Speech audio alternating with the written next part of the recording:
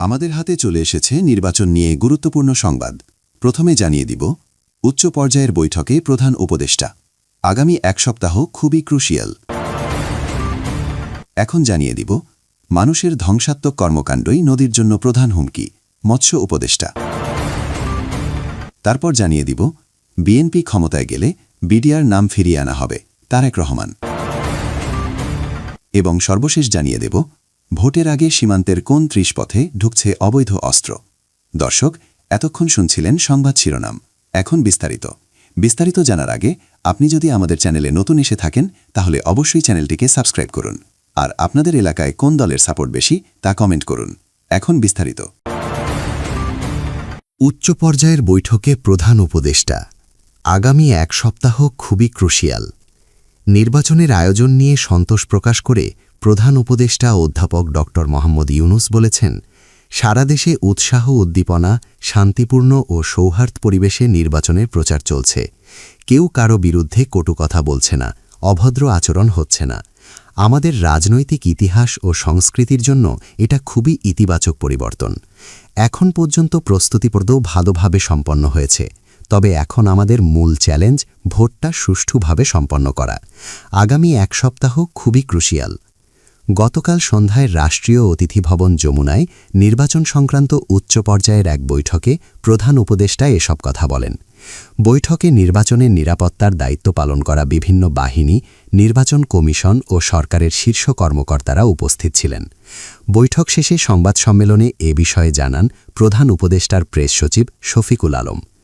Press সচিব জানান, বৈঠকে নির্বাচনের প্রস্তুতি, নিরাপত্তা বাহিনীর সদস্য মোতায়েন, সামনের চ্যালেঞ্জগুলো নিয়ে আলোচনা হয়েছে।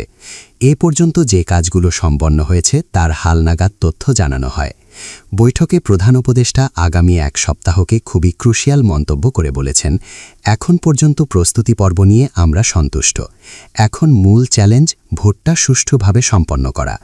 প্রধান উপদেষ্টা আশা প্রকাশ করেছেন, ভোট উৎসবমুখর হবে, নিরাপদ হবে, নারীরা আনন্দের সঙ্গে ভোট দেবেন, পুরো পরিবার একসঙ্গে ভোট উৎসবে যোগ দেবে এবং এ ভোট ইতিহাসে স্মরণীয় হয়ে থাকবে। বৈঠকের আলোচ্য বিষয় তুলে ধরে শফিকুল আলম বলেন, পুলিশকে বডি ওর্ন ক্যামেরা দেওয়া হয়েছে। সারা দেশে প্রায় ৪৩,০০০ ভোট কেন্দ্র, তার মধ্যে ২৫,৭০০ বডি ওর্ন ক্যামেরা দেওয়া হচ্ছে। এই ক্যামেরা কিভাবে কাজ করছে সেটা বৈঠকে দেখানো হয়। বৈঠক থেকেই প্রধান উপদেষ্টা ৫টি জায়গায় যারা বডি ওর্ন ক্যামেরা বহন করছিলেন তাদের সঙ্গে কথা বলেছেন। তেঁতুলিয়াতে কথা বলেছেন, খাগড়াছড়িতে কথা বলেছেন। আরেকটি বিষয় ছিল নির্বাচন সুরক্ষা অ্যাপ। এটা পুরোপুরি চালু হয়ে গেছে। এটা ব্যবহার করবেন নির্বাচনের দায়িত্বে থাকা কর্মকর্তা ও নিরাপত্তা কর্মকর্তারা। কোনো নির্বাচন কেন্দ্রে ঝামেলা হলে এই অ্যাপের মাধ্যমে সিকিউরিটি ফোর্সের কাছে দ্রুত বার্তা চলে যাবে। রিটার্নিং অফিসার ও নির্বাচন কমিশনের কাছেও বার্তা চলে যাবে। দ্রুত পরিস্থিতি নিয়ন্ত্রণে আনা যাবে। বৈঠকে নির্বাচন কমিশনের সচিব নির্বাচনের প্রস্তুতি নিয়ে হালনাগাদ তথ্য জানিয়েছেন। বিভিন্ন নিরাপত্তা বাহিনীর প্রধানরা তাদের বাহিনীর সদস্য নিয়োগ সম্পর্কে জানিয়েছেন।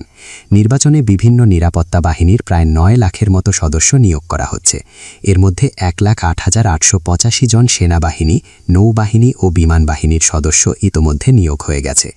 ১,২১০টি প্লাটুনে বিজিবির ৩৭,৪৫৩ জন নিয়োগ হয়েছে।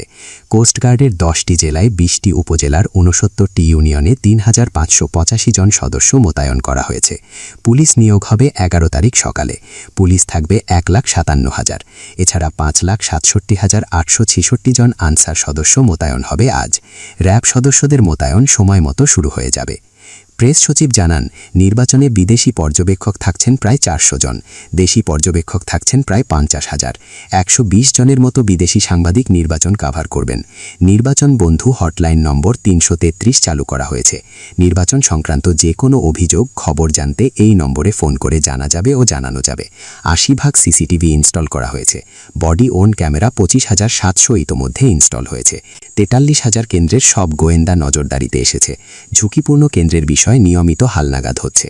নির্বাচনে ভুয়া পর্যবেক্ষক পাশা নিয়ে গণমাধ্যমে খবর প্রসঙ্গে উপপ্রেস সচিব আবুল কালাম আজাদ মাজুমদার বলেন, নির্বাচন কমিশন তাদের ব্যাপারে খোঁজ নিয়েছে। তাদের সক্ষমতার ব্যাপারে নিশ্চিত হতে না পারায় তাদের পর্যবেক্ষণ কার্ড স্থগিত করা হয়েছে। তাদের ব্যাপারে অনুসন্ধান চলছে। নির্বাচনে সাংবাদিকদের নিরাপত্তা ঝুঁকি প্রসঙ্গে শফিকুল আলম বলেন, সাংবাদিকদের নিরাপত্তার কোনো ঝুঁকি নেই।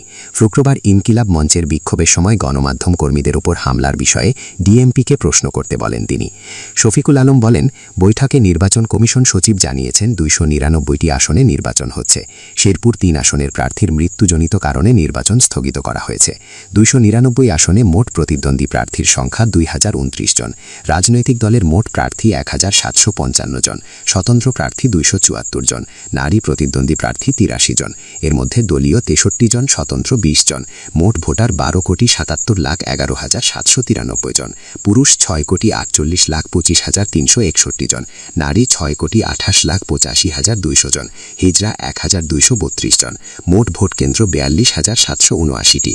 4,22,960 জন প্রবাসীর পোস্টাল ব্যালট এসে পৌঁছেছে। রিটার্নিং কর্মকর্তা ব্যালট গ্রহণ করেছেন 2,70,038টি। দেশের বাইরে যারা ভোটার হয়েছেন তাদের মধ্যে পুরুষ 94% ও নারী 6%। 124টি দেশে ব্যালট পাঠানো হয়েছে। পাকিস্তান, নেপাল, শ্রীলঙ্কা ও ভারত থেকে আমাদের পোস্টাল ব্যালট সম্পর্কে জানার আগ্রহ প্রকাশ করেছে। মানুষের ধ্বংসাত্মক কর্মকাণ্ডই নদীর জন্য প্রধান হুমকি। মৎস্য ও প্রাণিসম্পদ উপদেষ্টা ফরিদা আক্তার বলেছেন, মৎস্য ও প্রাণিসম্পদ খাতের কাজ কেবল অর্থনীতি বা বিজ্ঞানের বিষয় নয়, এটি ধর্ম, সংস্কৃতি ও সামাজিক আচরণ সংস্কৃতির সঙ্গেও গভীরভাবে সম্পৃক্ত।